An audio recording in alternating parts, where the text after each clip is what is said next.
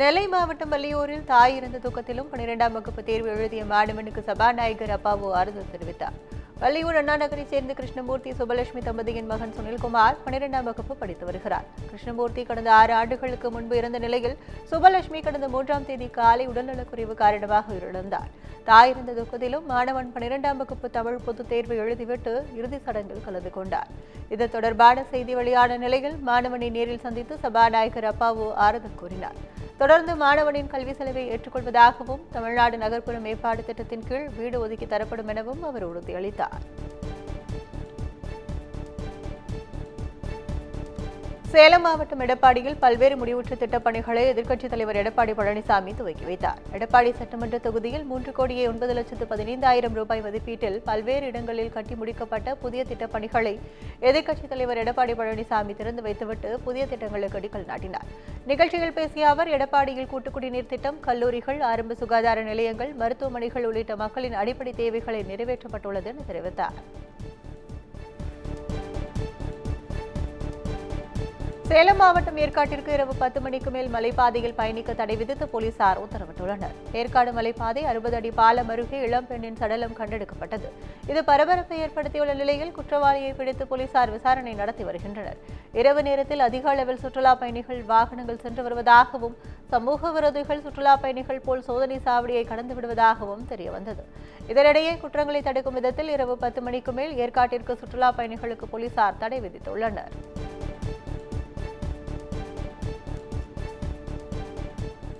சேலம் மாவட்டம் ஆதூர் அருகே 10ஆம் வகுப்பு மாணவி வீட்டில் தூக்கிட்டு தற்கொலை செய்து கொண்ட சம்பவம் குறித்து போலீசார் விசாரணை மேற்கொண்டு வருகின்றனர்.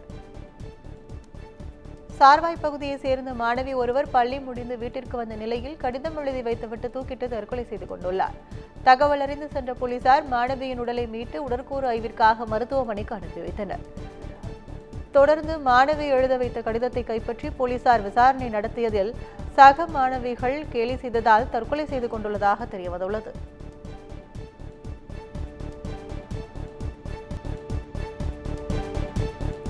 சென்னையை அடுத்த சோழிங்கநல்லூரில் சாலையோரம் இருந்த பள்ளத்தில் கவிழ்ந்த லாரி விபத்துக்குள்ளானதால் சிறிது நேரம் போக்குவரத்து பாதிப்பு ஏற்பட்டது. சென்னை கிழக்கு கடற்கரை சாலையில் இருந்து காரப்பாக்கத்திற்கு ஜல்லி ஏற்றிக்கொண்டு லாரி சென்று கொண்டுள்ளது.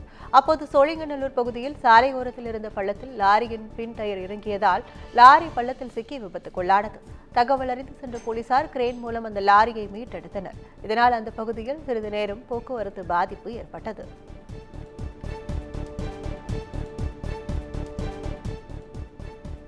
பழைய குற்றால அருவியில் வழக்கம் போல் சுற்றுலா பயணிகள் குளிக்க அனுமதி வழங்குவது குறித்து மாவட்ட ஆட்சியர் நடவடிக்கை எடுக்க உயர்நீதிமன்ற மதுரை கிளை உத்தரவிட்டுள்ளது. பழைய குற்றால அருவியில் வழக்கம் போல் எவ்வித தடையுமின்றி சுற்றுலா பயணிகள் குளிப்பதற்கு அனுமதி வழங்க உத்தரவிடக் கோரி அம்பாசமுத்திரம் எம்எல்ஏ உயர்நீதிமன்ற மதுரை அமர்வில் மனு தாக்கல் செய்திருந்தார். இந்த மனுவை விசாரித்த நீதிபதிகள் அமர்வு பழைய குற்றால அருவியில் வழக்கம் போல் குளிப்பதற்கு சுற்றுலா பயணிகளை அனுமதி வழங்குவது குறித்து மாவட்ட ஆட்சியர் உரிய நடவடிக்கை எடுக்க உத்தரவிட்டு வழக்கை முடித்து வைத்தனர். ராமநாதபுரம் மாவட்டம் பரமக்குடியில் வழக்கறிஞர் வெட்டி கொலை செய்யப்பட்ட சம்பவம் அதிர்ச்சியை ஏற்படுத்தியுள்ளது. விக்கிரபாண்டியபுரம் வலசை கிராமத்தைச் சேர்ந்த உத்தரகுமார் பரமக்குடி தீயணைப்பு நிலையம் அருகே சகோதரி வீட்டிற்கு சென்று கொண்டிருந்தார். அப்போது ஹெல்மெட் அணிந்தபடி இருசக்கர வாகனத்தில் வந்த 3 பேர் உத்தரகுமாரை வெட்டியுள்ளனர். இதில் உத்தரகுமார் உயிரிழந்ததை உறுதிப்படுத்திய பிறகு அந்த கும்பல் அங்கிருந்து தப்பி சென்றுள்ளது. தகவல் அறிந்து வந்த போலீசார் உடலை மீட்டு பிரேத பரிசோதனைக்கு அனுப்பி வைத்துவிட்டு விசாரணை மேற்கொண்டு வருகின்றனர். மேலும் கொலை செய்யப்பட்ட உத்தரகுமார் மீது பல்வேறு வழக்குகள் உள்ளதும் சில மாதங்களுக்கு முன்பு சென்னையில் நடந்த கொலை வழக்கு ஒன்றில் சிறை சென்று வந்ததும் குறிப்பிடத்தக்கது. திருப்பத்தூர் மாவட்டம் வாணியம்பாடியில் இடத்தகராறில் இந்திய யூனியன் முஸ்லீம் லீக் நகர செயலாளரும் மற்றொருவரும் மோதிக்கொண்ட சம்பவம் பரபரப்பை ஏற்படுத்தியுள்ளது. வாணியம்பாடி அருகே நூருல்லாப்பேட்டை பகுதியில் உள்ள இடம் தொடர்பாக வாணியம்பாடி இந்திய யூனியன் முஸ்லீம் லீக் நகர செயலாளர் பைஜான் மற்றும் அஷ்பக் ஆகியோருக்கு இடையே தகராறு ஏற்பட்டுள்ளது. இதில் இருவரும் காயமடைந்து மருத்துவமனையில் அனுமதிக்கப்பட்டனர். இந்நிலையில் இந்திய யூனியன் முஸ்லீம் லீக் நகர செயலாளரை வேறு மருத்துவமனைக்கு அழைத்து செல்ல போலீசார் தடுத்ததால் வாக்குவாதம் ஏற்பட்டது. போலீசாரும் இரு தரப்பினரிடையே பேச்சுவார்த்தை நடத்தி இரு தரப்பிலிருந்து புகாரை பெற்று விசாரணை மேற்கொண்டு வருகின்றனர்.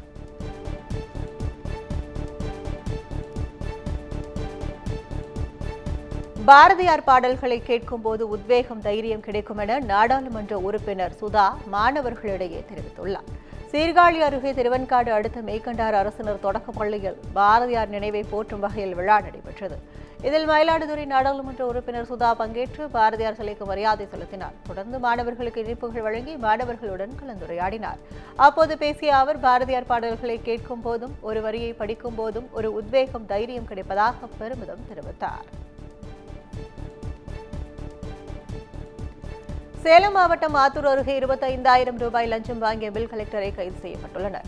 நரசிங்கபுரத்தை சேர்ந்த ராமசாமி என்பவரின் வீட்டு வரி பெயர் மாற்றம் செய்ய நகராட்சி பில் கலெக்டர் குணசேகரனை அணுகியுள்ளார். இந்நிலையில் குணசேகரன் 40,000 ரூபாய் லஞ்சம் கேட்டுள்ளார். இதுகுறித்து ராமசாமி லஞ்சம் ஒழிப்புத்துறை போலீசாரிடம் புகார் அளித்துள்ளார். போலீசாரின் ஆலோசனைப்படி ரசாயனம் தடவி 25,000 ரூபாயை ராமசாமி கொண்டு சென்றார். அதை அவரிடமிருந்து குணசேகரன் வாங்கிய போது மறைந்திருந்த லஞ்ச ஒழிப்பு போலீசார் கையும் களவுமாக பிடித்து கைது செய்தனர்.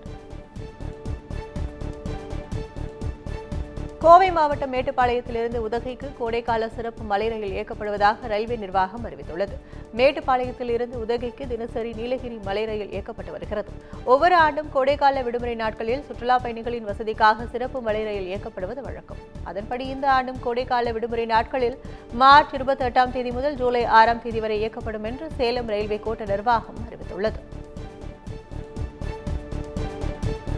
திருவள்ளூர் மாவட்டம் திருத்தணி சுப்பிரமணிய சுவாமி கோவிலில் இயக்குநர் ஐஸ்வர்யா ரஜினிகாந்த் சுவாமி தரிசனம் செய்தார். திருத்தணி சுப்பிரமணிய சுவாமி கோவிலில் மாசி திருவிழா கொடியேற்றத்துடன் தொடங்கி நடைபெற்று வருகிறது. விழாவில் 3ஆம் நாளான மாசி கிருத்திகையில் ஏராளமான பக்தர்கள் மலைக்கோயிலில் குவிந்து சாமி தரிசனம் செய்தனர். இந்நிலையில் நடிகர் ரஜினிகாந்தின் மகளும் திரைப்பட இயக்குநருமான ஐஸ்வர்யா ரஜினிகாந்த் தனது புதிய படத்தின் கதையை சுவாமியின் காலடியில் வைத்து தரிசனம் செய்தார்.